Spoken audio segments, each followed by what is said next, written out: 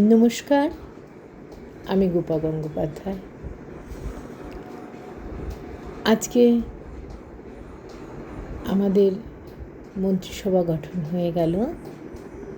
বিজেপির মন্ত্রিসভা, শুভেন্দু অধিকারী আমাদের মুখ্যমন্ত্রী হলেন। আজকে সবচেয়ে ভালো লাগার বিষয়টা ছিল আজকের মন্ত্রী অত জনসমাগম। একে তো রবীন্দ্রনাথ ঠাকুরের জন্মদিন, হিন্দুদের এত বছরের লড়াই, সব কিছু ছাপিয়ে যে ঘটনাটা মনের মধ্যে,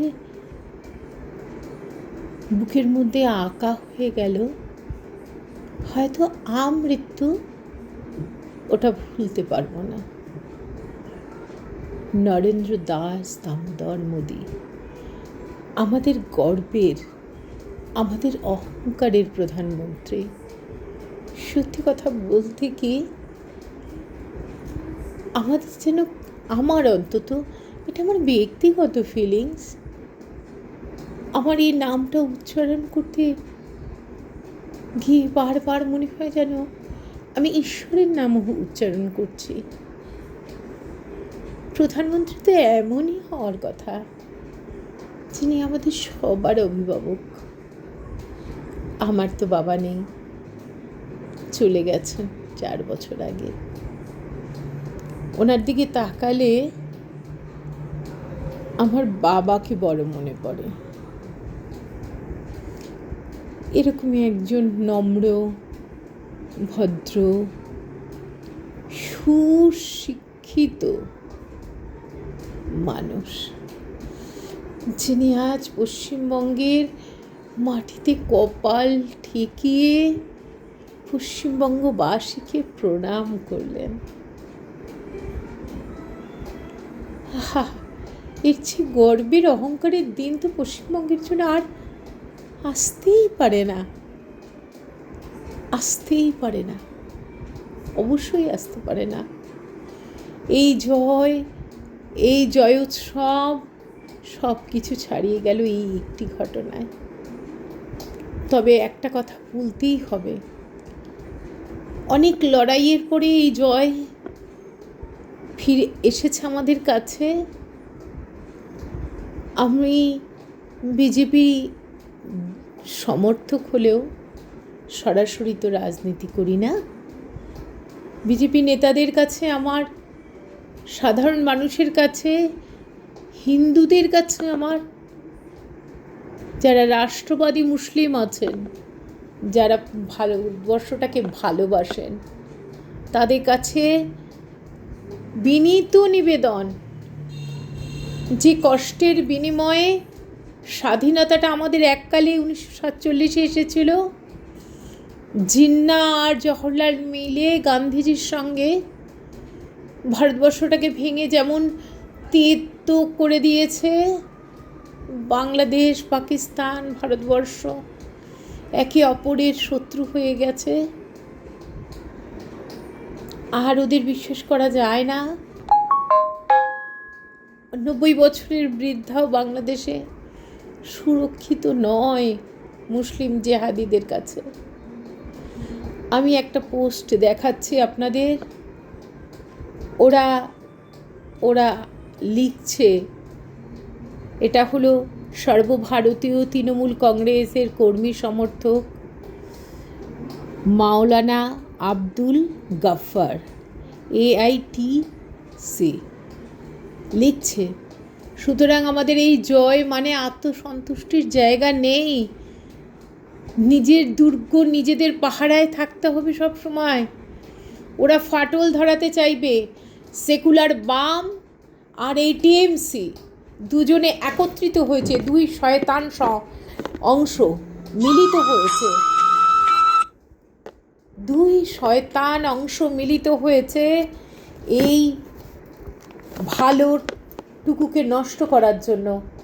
আপনাদের সামনে আমি এই লেখাটা তুলে ধরছি, আপনারা দেখুন। যেটা লেখা আছে সেটা পড়ে শোনানো আমার পক্ষে সম্ভব নয়, কারণ আমার ভাষা সংযমে সেটা বাঁধবে।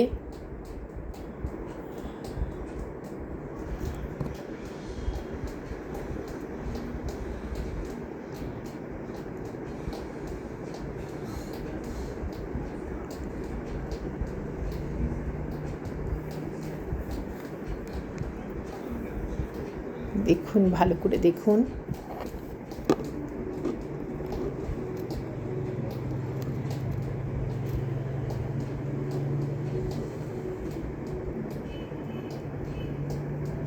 কি ভাষা ব্যবহার করা হয়েছে হিন্দুদের প্রতি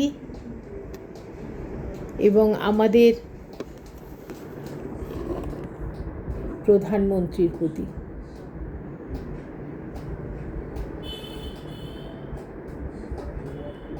এই অশিক্ষিত জনজাতি নিজেরা শিক্ষিত হওয়ার প্রয়াস করে না এবং ভালো কিছুর মধ্যে নিজেদের মেলাতে পারে না।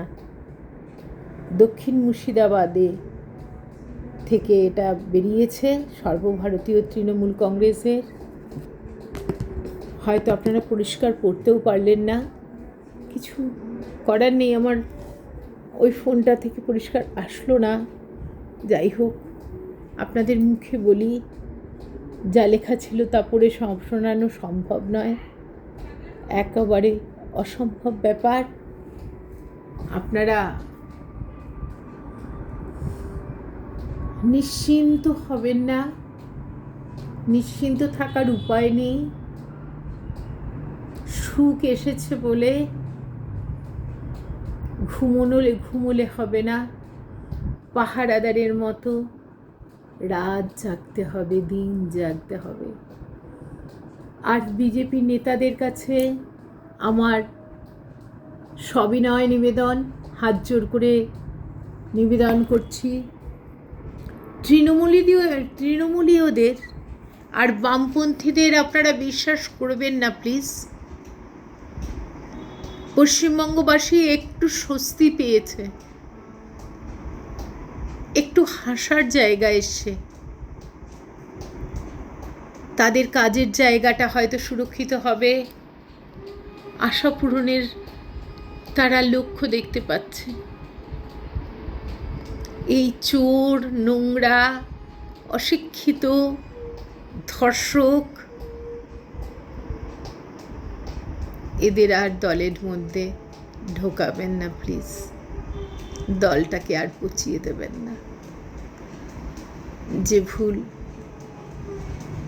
করবেন আমরা আবার পায়ের তলার মাটি হারাবো। শুভরাত্রি।